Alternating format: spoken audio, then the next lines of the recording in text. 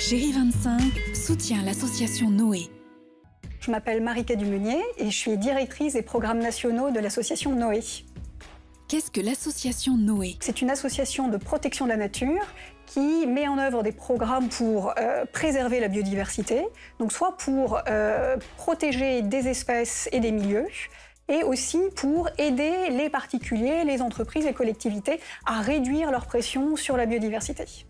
Comment définir la biodiversité?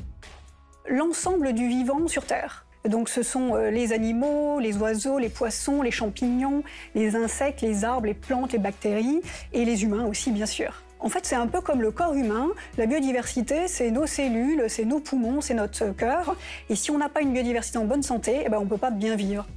Et juste pour vous donner un exemple, plus de 50% de nos médicaments aujourd'hui proviennent de substances végétales.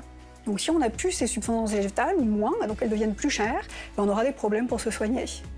Combien d'espèces sont aujourd'hui menacées d'extinction? Il y a un rapport qui est paru il n'y a pas longtemps qui disait que depuis à peu près 50 ans, 68% des vertébrés dans le monde ont décliné. C'est un chiffre énorme.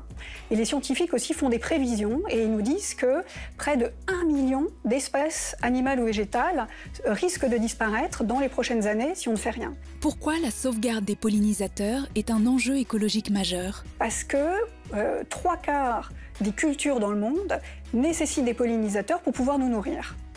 Or, ces insectes sont en train de diminuer très fortement. Il y a des études de scientifiques qui ont montré qu'à certains endroits d'Europe, les insectes ont diminué de 80% en 30 ans. Donc, préserver les pollinisateurs, c'est un vrai enjeu de sécurité alimentaire. Comment chacun peut agir à sa façon? Alors déjà, on peut changer la façon dont on mange.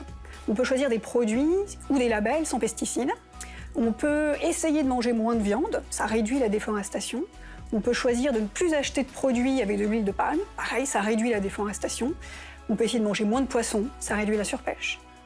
On peut aussi réduire notre utilisation de plastique et notre utilisation d'emballage.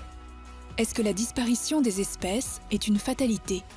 Heureusement non, parce que comme c'est l'humain qui est responsable de l'essentiel de cette crise de sa biodiversité, en fait, si on change nos pratiques, on peut sauver la biodiversité. Donc ça laisse beaucoup d'espoir. Si on diminue nos pressions, la nature va pouvoir reprendre ses droits.